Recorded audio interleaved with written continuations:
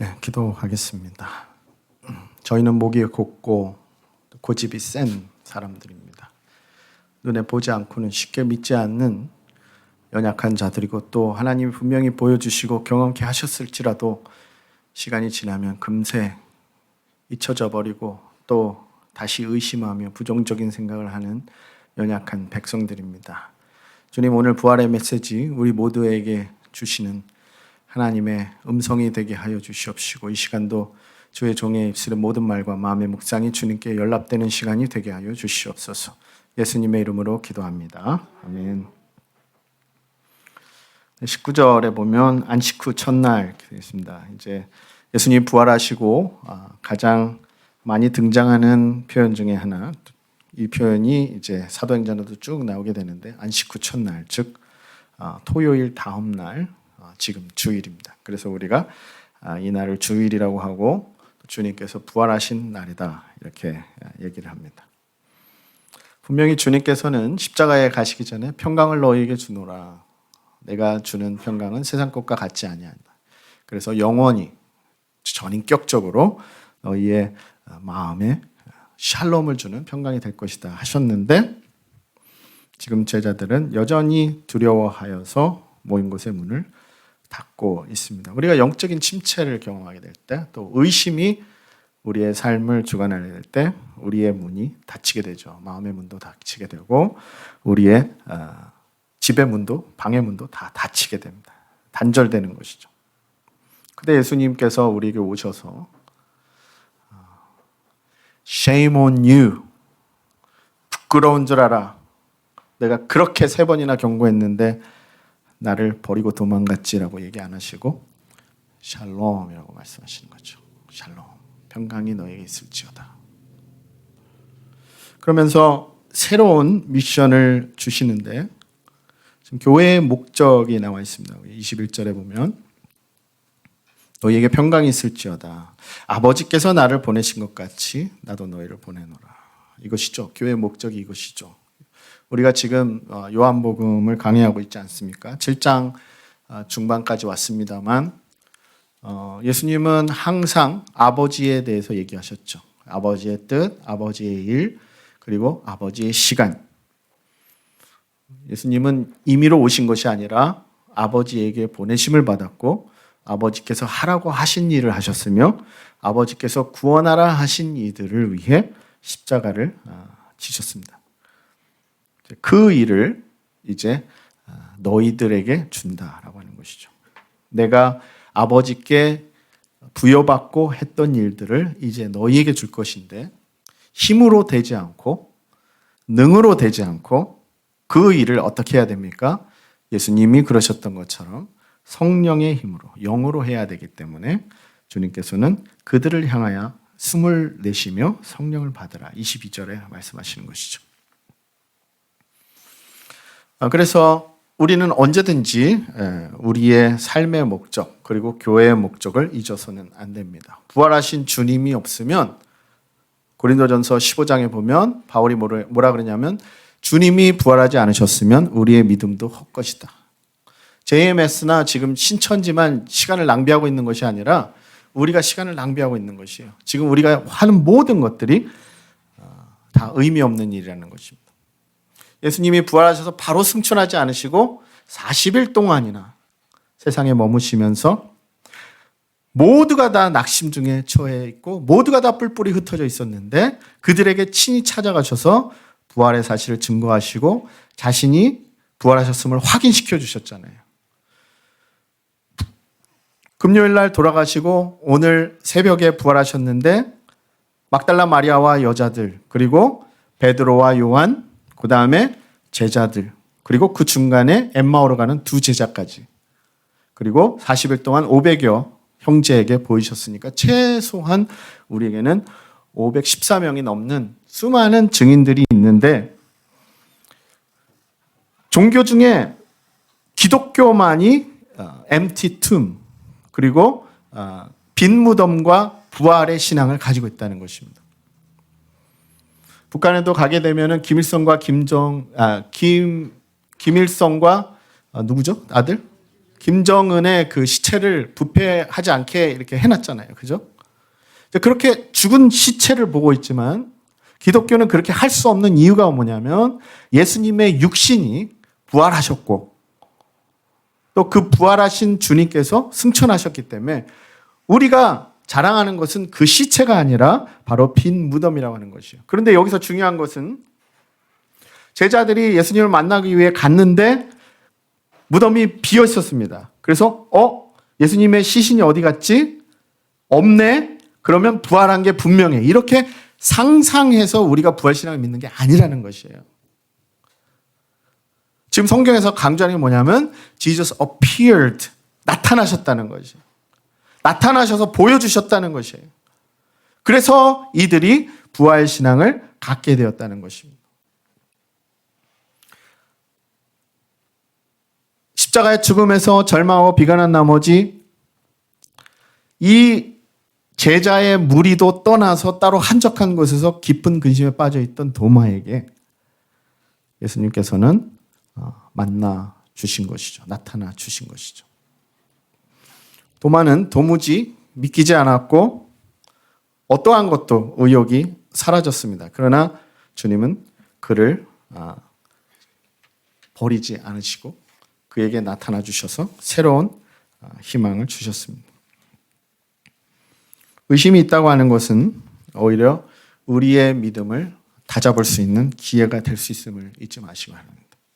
세상에서는 의심을 가지게 되면 그것이 부정적인 결과로 이어지지만 하나님께서 때로 우리에게 의심을 허락하시는 이유는 그 차갑고 힘든 현실 속에서 오히려 부활하신 주님을 다시 만날 수 있는 진정한 기회를 만들어 주신다는 것이죠. 그리고 그 일이 진짜로 도마에게 일어났습니다.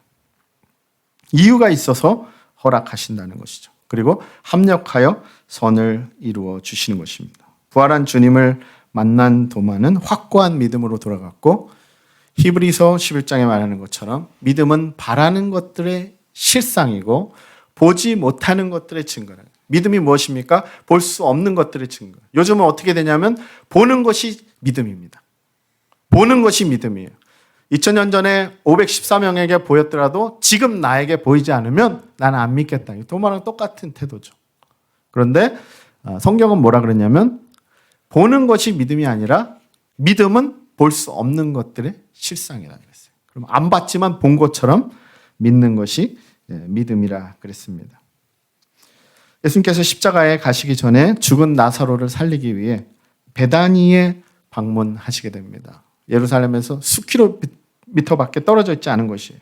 근데 이때는 예수님의 십자가가 가까워진 때라서 삼엄한 그런 경계가 있고 예수님만 발견하면 바로 신고해서 예수님을 죽일 준비가 돼 있었던 때입니다. 요한복음 11장에 나와 있는데 그때 제자들이 예수님을 만류해요. 예수님 거기가 어디라고 지금 거길 가십니까? 가시면 큰일 납니다. 그럴 때 12제자 중에 도마가 요한복음 11장 10절에 보면 이렇게 얘기합니다. 우리도 주와 함께 죽으러 가자. 비관주의자고 이성주의자고 합리주의자였던 그러한 도마였지만 십자가 이전의 도마의 모습을 보면 상당히 상남자였던 것을 볼 수가 있습니다. 우리가 예수님을 믿는다고 하지만 지금 예수님을 위해 죽을 수 있다. 이런 말하는 거 쉽지 않습니다. 또 예수님께서 십자가에 가시기 전에 요한복음 14장에서 천국에 대해서 제자들에게 가르쳐 주고 있으셨어요. 내가 가는 것은 가서 너희가 올 집을 예비하기 위해 가는 것이다. 제자들이 이해했을 리가 없죠. 그럴 때 서로 눈치만 보고 있는데 도마가 이렇게 질문을 합니다. 요한복음 14장 5절 6절에 보면 도마가 이르되 주여 어디로 가시는지 우리가 알지 못하거늘 그 길을 어찌 알겠사옵나이까. 그때 나온 예수님의 명대답이 바로 우리가 잘 알고 있는 말씀이죠. 그게 뭡니까? 예수께서 이르시되 내가 곧 길이요 진리요 생명이니 나로 말미암지 않고는 아버지께로 올 자가 없느니라. 이 중요한 말씀이 어떻게 나왔습니까? 도마의 의심과 도마의 질문을 통해 나왔습니다. 주님과 함께 죽겠다라고 했던 도마, 그리고 수많은 제자들, 예수님의 십자가 순간에는 모두 주님을 버리고 도망갔죠. 주님을 위해 죽겠다고 호언장담했던 도마와 많은 제자들은 죽는다고 했지만 결국 내 목숨이 가장 중요한 것임을 현실에서 부딪힐 수밖에 없었습니다. 또 누가복음 24장의 부활의 사건을 우리가 읽어보면 12제자뿐만 아니라 12제자에 속하지 않았던 2명의 제자를 기록하고 있어요. 그 중에 한 사람은 글로바라고 이름이 나와 있습니다. 절망스러웠던 사람은 12제자뿐만이 아니라 12제자에 들지 않았던 무명의 제자들도 마찬가지였다는 것이죠. 코앞에서 예수님을 보고도 못 알아봅니다. 왜냐하면 부활하신 예수님의 육신은 우리처럼 썩어지고 노화되고 죽는 육체가 아니라 영원히 죽지 않는 부활의 육체이기 때문에 제자들이 몰라봤던 것이죠.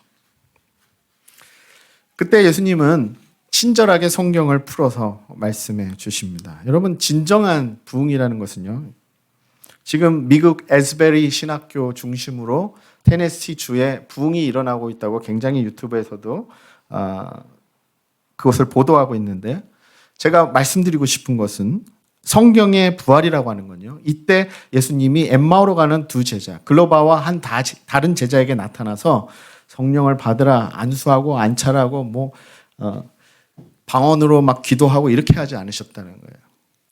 예수님이 이 2제자가 머물라 그래서 거기서 성찬식을 나눈 다음에 그들의 시야에서 사라지게 되는데, 시간과 공간을 초월해서 제자들이 모여있던 방으로, 닫혀있던, 굳게 잠궈있던 그 방으로 공간 이동을 하시는데, 그러고 나서 이 2제자가 하는 말이 우리의 심정이 뜨거웠다. 우리의 심정이 너무 뜨거웠다라고 얘기하고 있어요. 근데 예수님께서 하신 것은 그들에게 안수하시고 성령으로 막 이렇게 주입시킨 것이 아니라 뭐라 그러셨냐면 성경을 풀어 가르쳐 주셨다는 거예요. 여러분, 성경이 말씀하시는 진정한 부흥과 성령의 역사는 반드시 말씀을 통해 이루어집니다. 우리가 훨씬 더 겸손해야 되는 것은 뭐냐면, 우리가 말씀을 다 알고 있다, 말씀을 공부할 필요 없다, 이렇게 얘기하면 안 돼요. 우리는 언제든지 말씀을 통해 예수님을 다시 만나야 되는 것이죠. 예수님의 죽음만 보고 절망했던 이 엠마오로 가는 2제자에게 주님께서 동행해 주셨어요. 그런데 누가는 그것을 어떻게 기록하고 있냐면 15절에, 누가복음 24장 15절 16절에 그들의 영안이 어두워져서, 그들의 눈이 가리워져서 그인 줄 알지 몰랐다. 그리고 17절에 이렇게 기록하고 있습니다. 그들의 얼굴에는 슬픔이 가득하더라. 꿈과 기대가 무너진 것이죠. 부활이라고 하는 것은 우리가 2000년 전에 일어났던 일들을 지금 바라보면서 우리가 이야기하고 있지만, 지금 1세기에 처음 이스터를 겪고 있는 이들에게는 그들의 꿈과 모든 기대가 무너져버린 절망 그 자체였습니다. 예수님께서 이스라엘을 구원하시려 기대했는데 예수님의 죽음을 보고 기대를 접을 수밖에 없었고, 3일이라는 우리가 생각할 때 아주 짧은 시간이지만 예수님께서 돌아가시고 3일 동안 아무 일도 일어나지 않았던 것입니다. 그 후 2사람이 걸어서 시골로 갈 때 예수께서 다른 모양으로 그들에게 나타나시니, 마가복음은 또 이렇게 기록하고 있어요. 2절로 기록하고 있어요. 마가복음에는 엠마오로 가는 제자들의 기록이 없을 줄 알았는데 마가복음 16장 12절 13절에 보면, 그 후에 그중 2사람이 걸어서 시골로 갈 때 예수께서 다른 모양으로 그들에게 나타나시니 2사람이 가서 남은 제자들에게 일렀으되 역시 믿지 아니하더라.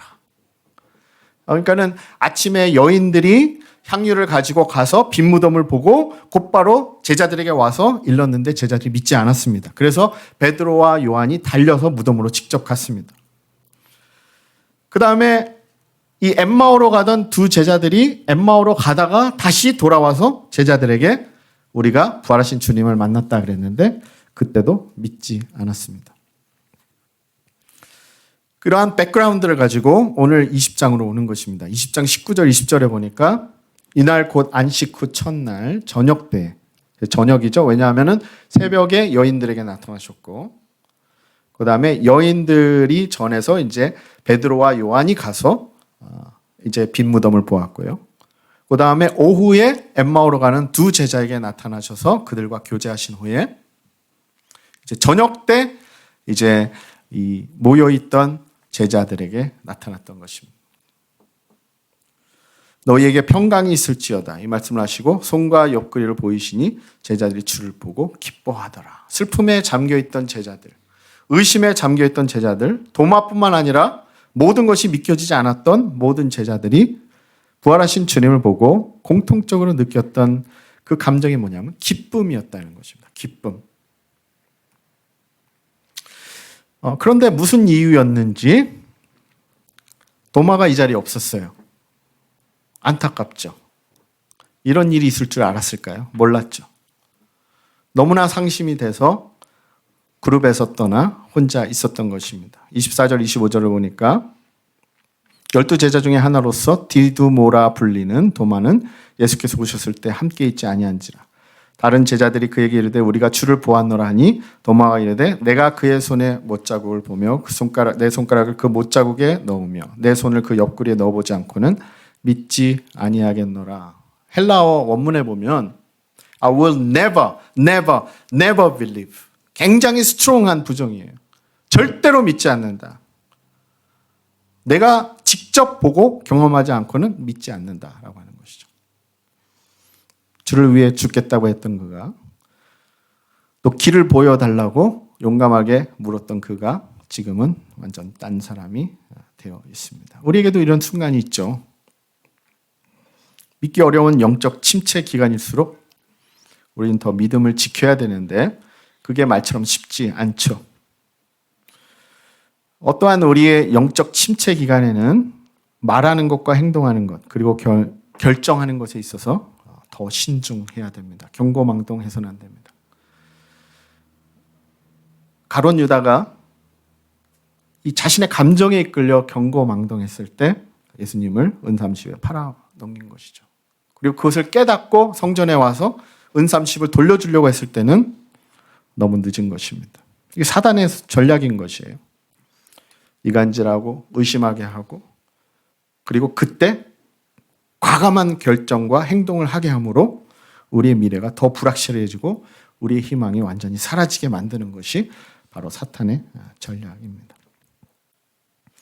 근데 우리 주님이 얼마나 좋으신 분이냐면 26절에 보시면 여드레를 지나 제가 유대식의 계산법 말씀드렸죠. 그러니까 우리의 7일입니다. 그래서 일주일 후에 동일한 장소에 동일한 곳에 나타나셨습니다. 여드레를 지나서 제자들이 다시 집안에 있을 때 도마도 함께 있고 문들이 닫혔는데 요한이 왜 이걸 썼을까요? 문들이 닫혔는데 저는 말씀 묵상하면서 전에 안 보였던 게 보이더라고요. 아니 예수님이 일주일 전에 나타났잖아요. 샬롬 그랬잖아요. 주를 보고 기뻐하더라. overjoyed. 기쁨이 완전 넘쳐 흐르는 그런 기쁨을 느꼈어요. 도마한테만 만져봐라 그랬겠어요? 일주일 전에 제자들한테 다 그랬겠죠. 도마 없죠? 유다 없죠? 그러니까 몇 명이 있었습니까? 10명이 있었어요, 거기에. 10명한테 다 만져봐라, 봐라, 그리고 의심하지 말고 믿으라 했겠죠, 예수님이. 근데 일주일 후에 이들이 막 나가서 신나게 부활하신 주님을 증거하고 있는 게 아니라 뭐 하고 있는 거예요? 다시 또 집에 갇혀서 잠그고 무섭게 모여 있는 거예요. 여러분 왜 그럴 것 같아요? 우리가 제자들이라고 한번 생각해 보세요. 내가 걸었던 모든 것이 다 절망이잖아요. 예수님 죽어버렸잖아요. 근데 예수님 나타났잖아요. 기뻤어요. 그럼 우리 또 계산을 하고 또 기대를 하고 또 계획을 해요. 이제는 정말 로마가 물러가겠구나. 이제 정말 예수님이 보란듯이 유대 지도자들에게 나타나서 그들의 코를 납작하게 해주겠구나. 이제 다시 주님이 세상의 중심에 서게 되고 진정한 한나라가 우리에게 임하게 되겠구나. 일주일 동안 아무 일도 일어나지 않아요.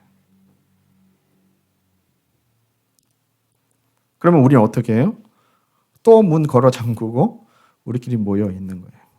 예수님이 또 나타나시는 거죠. 그런데 이번에 나타나실 때, 두 번째 나타나실 때는 마치 도마를 위해 오신 것처럼 그렇게 하신다는 거죠. 그래서 오늘 26절 말씀을 보면 여드레를 지나서 제자들이 다시 집안에 있을 때 도마도 함께 있고 문들이 닫혔는데 예수께서 웃어 가운데 서서 이르시되 너희에게 평강이 있을지어다. 예수님은 shame on you 이렇게 하네요. 야, 이 못난 놈들아, 나를 배신하고 의심하다니. 근데 예수님은 안 그러세요. 평강이 있을지어다. 여러분, 우리가 의심이 들고 영적인 침체가 오고 모든 일이 다 우리에게 안 올 것 같을 때, 여러분, 이 사단의 속삭임을 듣지 마시고 이 말씀을 하세요. 평강이 있을지어다. 할렐루야.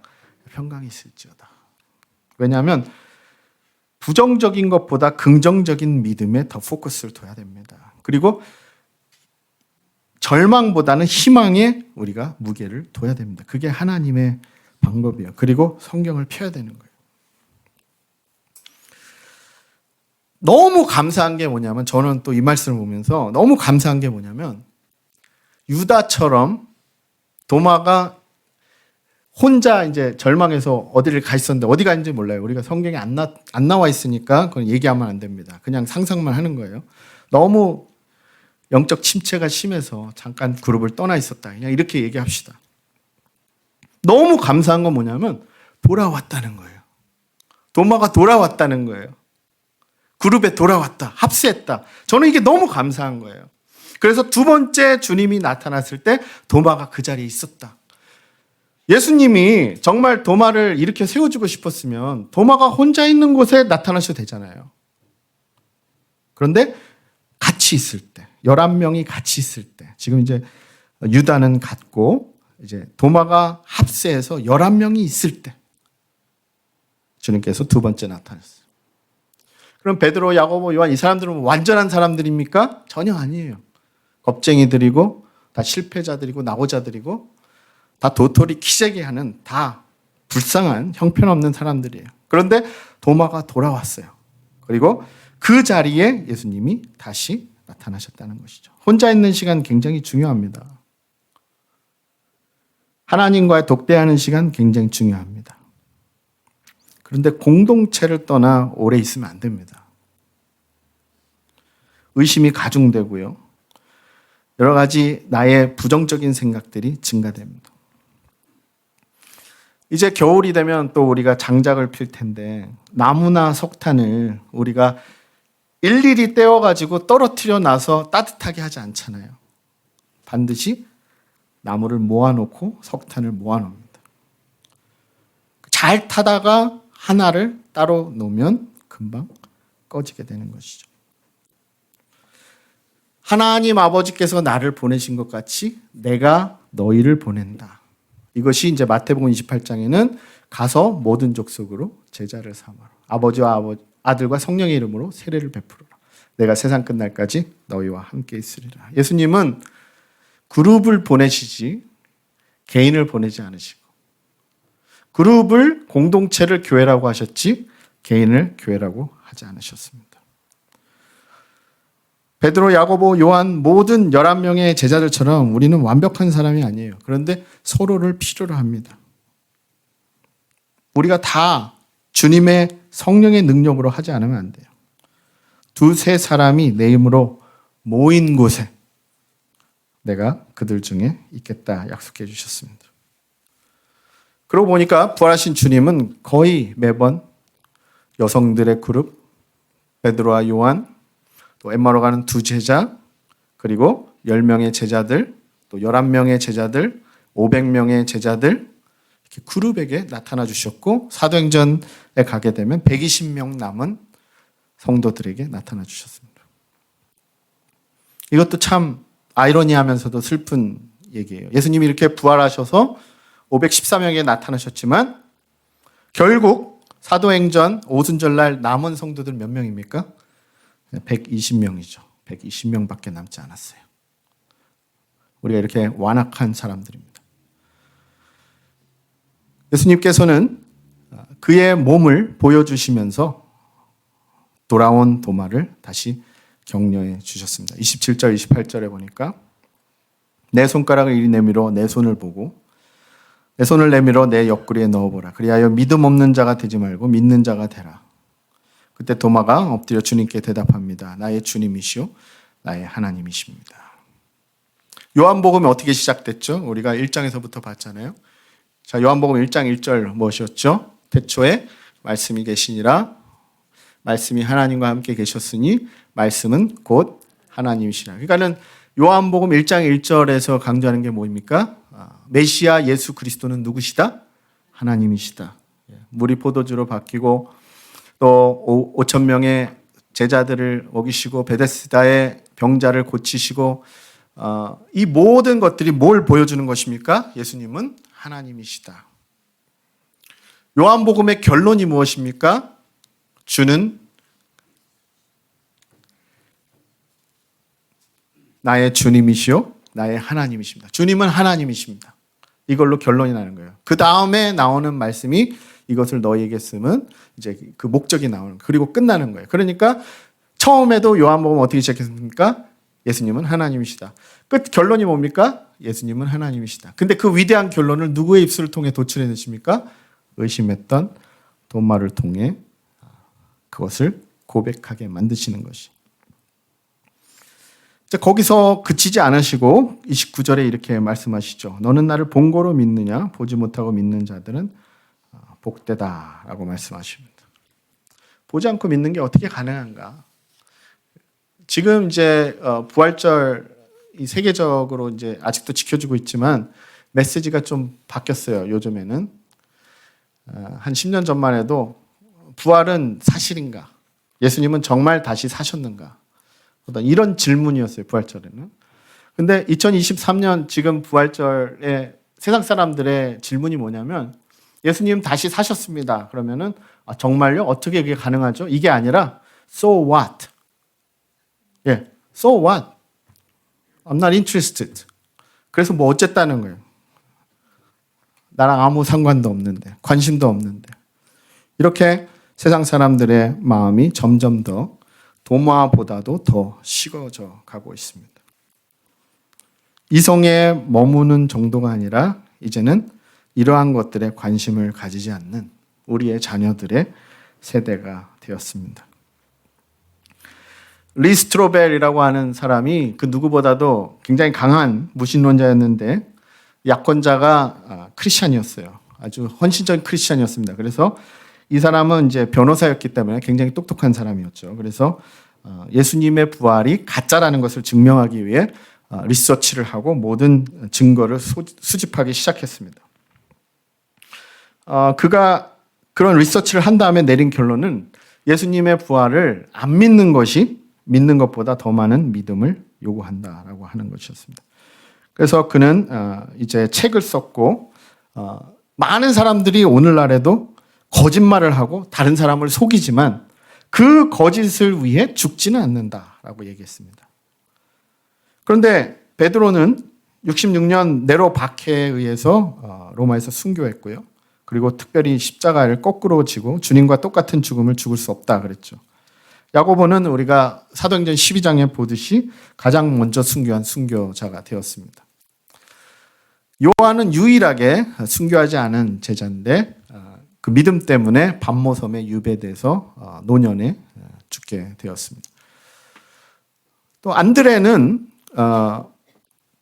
러시아까지 가서 지금 옛날 구소련 지역까지 가서 말씀을 전파하다가 터키에 가서 순교해서 죽었습니다. 빌립은 북아프리카 선교를 하다가 순교하고 죽었습니다. 바돌로메는 아르메니아라는 곳에 가서 순교하다가 죽었습니다. 마태는 이란 그리고 아프리카 선교를 하다가 죽었습니다. 도마, 오늘의 주인공인 도마는 시리아와 이라크 선교를 하다가 지금 인도에 가서 인도 남쪽에 가서 선교를 하다가 죽었는데 지금 저희 교회도 인도 성도님들이 계시고 또 장로님도 계시지만 이 도마가 인도의 기독교의 뿌리가 됩니다. 완전히 변한 사람이 된 거죠. 그리고 알페오의 아들 야고보는 북이스라엘 선교를 하다가 죽습니다. 열심당원 시몬은 페르시아 선교를 하다가 순교하고 죽고요. 그 다음에 가론 유다 말고 다데오라고 하는 유다는 이라크 터키 선교를 하다가 죽습니다. 그리고 가론 유다 대신에 뽑힌 마띠아는 중앙아시아 선교를 하다가 죽습니다. 그리고 맨 마지막에 조인된 바울은 우리가 너무나 잘 알듯이 수많은 역경과 고초를 당하다 로마에 가서 순교하게 됩니다. 그리고 가룟 유다는 자살을 했죠. 그러니까 거의 모든 요한을 제외한 사도들이 이 부활의 사실을 세계에 알리기 위해 자신들의 여생을 헌신하다 죽었다는 것이죠. 거짓이라면 왜 그랬을까라고 하는 것이죠. 주님이 다시 오시면 우리가 주님과 마주보고 대하게 되고 더 이상 믿음이 요구되지 않을 것입니다. 하늘나라에 가면 더 이상 믿음이 필요가 없습니다. 거기는 믿음이 있는 자만 올 수 있기 때문입니다. 주님께서 우리에게 원하시는 것은 우리의 이성과 또 우리의 모든 논리를 뛰어넘어 베드로가 얘기한 것처럼 예수를 너희가 보지 못하였으나 사랑하는도다. 이제도 보지 못하나 믿고 말할 수 없는 영광스러운 즐거움으로 기뻐하니 믿음의 결국 곧 영혼의 구원을 받음이다 라고 얘기하고 있습니다. 예수님은 더 이상 십자가에 매달려 계시지 않습니다. 우리는 어떤 시체를 자랑하지 않습니다. 빈 무덤을 자랑할 뿐입니다. 왜냐하면 주님께서 부활하셨기 때문입니다. 인간의 논리와 이성을 초월해서 주님께서는 우리의 가장 중요한 기독교 진리인 부활의 첫 열매가 되어주셨습니다. 그 부활의 믿음만이 우리에게 영원한 구원과 승리를 보장해 주는 것입니다. 혹시 우리 가운데 영적인 침체기를 도마와 같이 보내고 있는 성도님들 계시다면 그 의심을 통해서 또 그 어려움을 통해서 오히려 부활하신 주님을 더욱더 확고히 만나시고 주님이 주신 새로운 미션을 받아 나가 세상 끝날까지 주님을 전파하는 복된 부활의 증인이 되실 수 있기를 주님의 이름으로 축원합니다. 기도하겠습니다. 할렐루야. 주님, 부활하신 주님을 찬양합니다. 매년 우리가 지키는 부활절이기 때문에 부활의 감격이 사라졌습니다. 성금요일에도 부활절에도 나와 주님을 예배하는 것조차 힘들어졌고 부활절에 대해 십자가에 대해 아무런 관심도 없는 무감각해진 세대 속에 우리가 살고 있습니다. 남의 이야기가 아니라 우리의 얘기고 우리의 자녀들의 이야기입니다. 주님 긍휼히 여겨 주시옵소서. 어찌 도마만 의심이 있었겠습니까? 우리가 바로 그러한 사람들이고 그것보다 더 심한 사람들입니다. 주님, 저희들을 긍휼히 여겨주셔서 도마에게 오셔서 도마를 격려해 주셨던 주님의 음성을 이 아침에 듣게 하여 주시옵소서. 왜 의심하느냐? 너는 나를 본고로 믿느냐? 오지 않고 믿는 자는 복되도다. 도마가 침체하여 그룹을 떠나 있었을 때 그에게는 해결책이 없었습니다. 그러나 그룹에 돌아왔을 때 주님 그를 다시 만나 주셨고 그에게 평강을 주셨고 기쁨으로 회복하여 주셨고 그의 여생을 인도라고 하는 그가 알지 못했던 곳에 가 선교를 하며 순교할 수 있는 영광스러운 변화된 자리에 이끌어 주셨습니다. 믿음이라고 하는 것은 우리의 생각대로 되는 것이 아닙니다. 우리의 뜻대로 되는 것이 아닙니다. 그렇기 때문에 주님은 아버지께서 나를 보낸 것 같이 내가 너희를 보내고 성령을 너희에게 준다라고 약속해 주셨습니다. 우리의 힘으로 우리의 생각대로 우리의 능력대로 주님의 일을 감당치 않도록 도와주셔서 성령의 능력으로 부활의 증인이 되게 하시고 하나님께서 하시는 일들을 조용히 기다리며 기쁨을 잃지 않고 부활의 증인의 삶을 살아가는 우리 모두가 되게 하여 주시옵소서. 예수님의 이름으로 기도하옵나이다. 아멘.